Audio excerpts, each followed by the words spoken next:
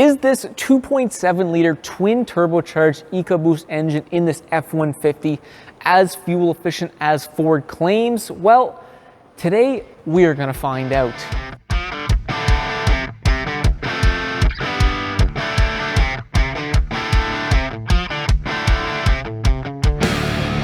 Welcome back to the channel, guys. We are back with this 2.7 liter EcoBoost engine, continuing on our mini series, and today we're going to be testing fuel economy in this engine in the real world, as well as going over some mechanical reasons as to why this engine may or is as fuel efficient as Ford claims.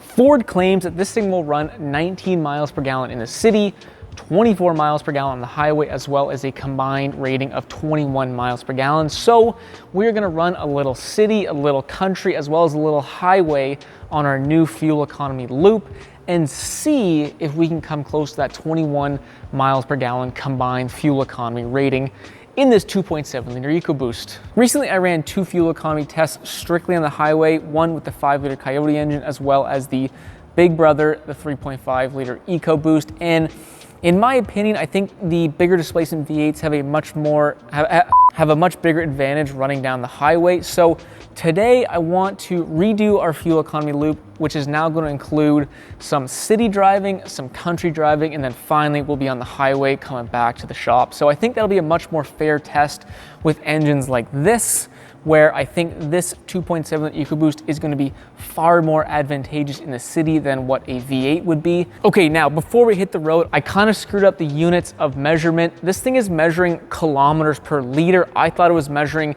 liters per 100 kilometers. I know it's some metric, stuff. I will have the miles per gallon on the screen so you guys know exactly what's going on. I apologize about that. But anyways, let's get to the gas station, fill this thing up, and we'll go on our loop.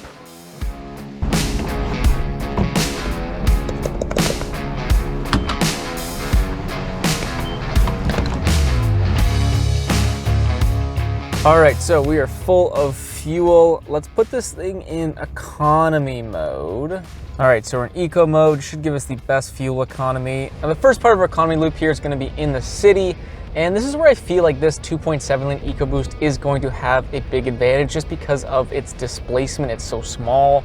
And this is where I think the V8s are gonna suffer because when you're going stoplight to stoplight, which we're at right now, it has 8 cylinders of fuel just stuck in our back while we're idling here, where this smaller displacement engine I think is going to be really, really advantageous on the city section of our fuel economy run. So that should be interesting. Now, as we go throughout the city here, I'm going to try and keep us at around 60 kilometers an hour. Obviously, we're just going to have to play that by ear with the traffic, the stoplights. But when we're cruising like this, I'll try and keep it at 60 kilometers an hour to try and get it as consistent as we can.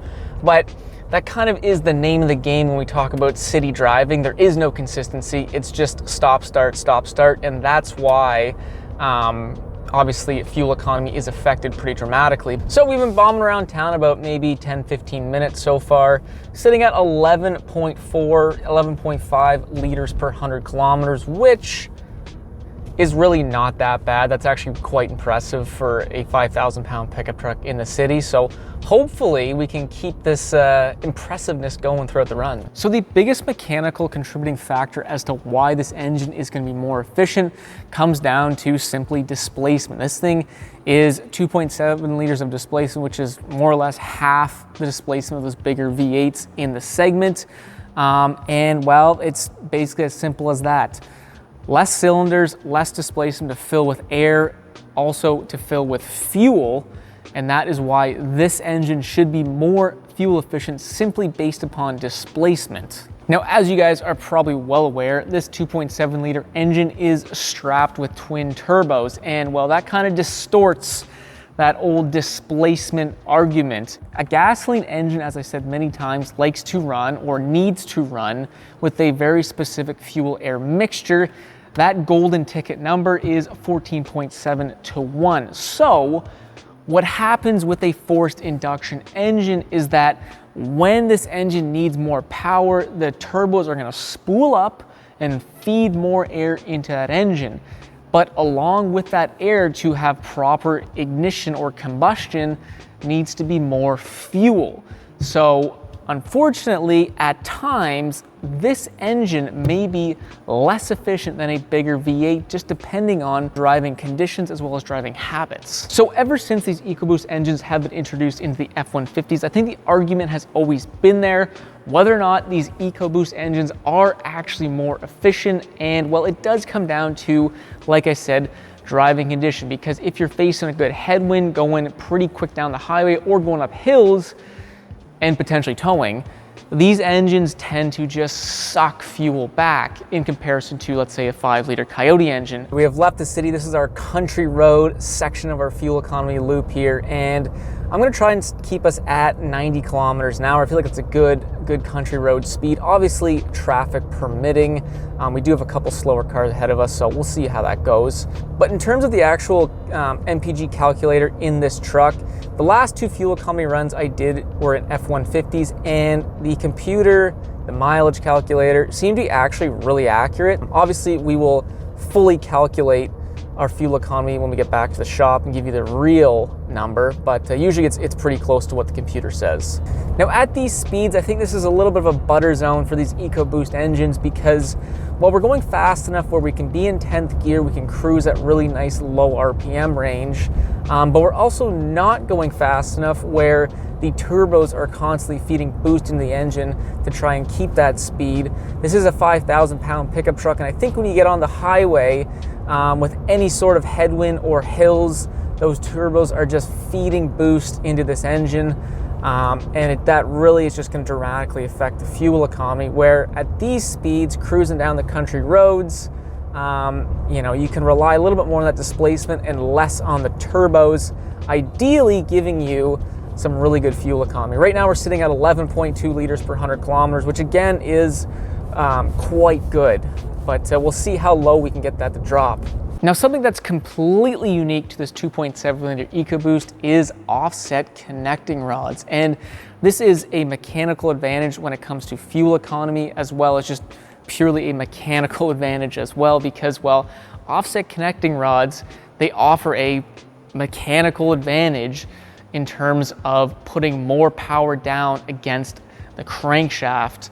It helps to turn that chemical energy in fuel into purely mechanical energy much easier, and that is another potential reason as to why this engine may be more fuel efficient than other engines in the 1500 segment. Well, we're off the country roads, we're on the backstretch, we're on the highway back into town.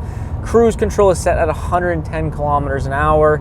And this is where I feel like the EcoBoost, especially the 2.7, may lose some of its steam, because, well, this is a 5,000-pound pickup truck, and at 110 kilometers an hour, roughly 70 miles an hour, any headwind, any hills, which you can see it right ahead of us, will cause boost to fill these cylinders, and, well, that boost has to be met with fuel.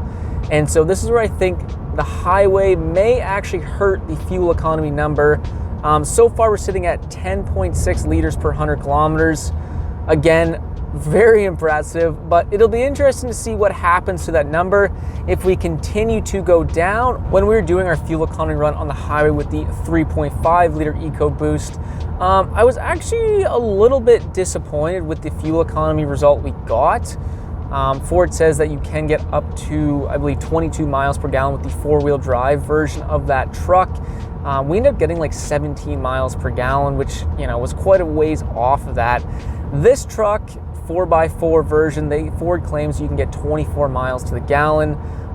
We are not necessarily there. 10.6 liters per 100 kilometers is pretty close. We made it back to the gas station. The truck says our average fuel economy is 10.6 liters per 100 kilometers. We'll go put some fuel in her, and we'll do some math back at the shop and see what our real fuel economy actually was. All right, we're back at the shop. I'm wearing some different clothes, obviously, but let's talk about our fuel economy run. We ran a total of 138 kilometers, or about 85 miles, 14 kilometers in the city, 68 kilometers in the country, and 56 kilometers on the highway. The truck told us we averaged 10.6 kilometers per liter, or roughly 24.9 miles per gallon. Now, that'd be great if it were true. Unfortunately, it was not. We put 14.89 liters of fuel into our truck. All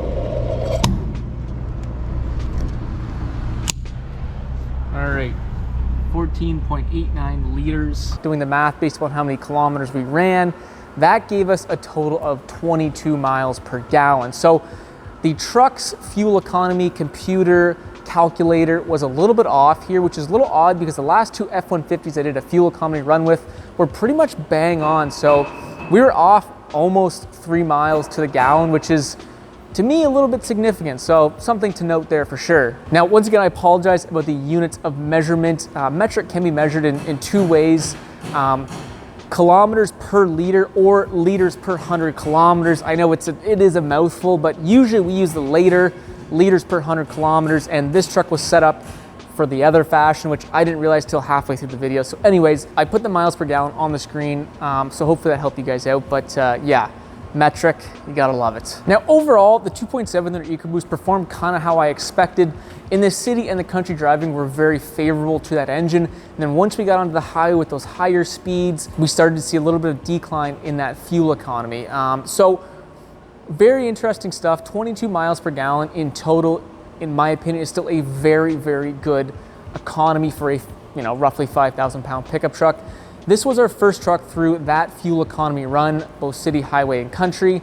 And we'll test a lot more trucks, a lot more engines, and just see how this engine compares. I think that 2.7 is going to be one of the most economic engines, but we'll have to find out. Anyways, guys, I hope you liked the video. Let me know if you own a 2.7 liter EcoBoost and what your fuel economy is. Is it better than what I got? Is it less? Always interested in what you guys have to say, the real owners of these engines and trucks. If you did like the video, don't forget to leave that thumbs up. And if you like cool stuff like this, don't forget to subscribe because we always have more cool stuff planned. Anyways, hope you guys enjoyed the video.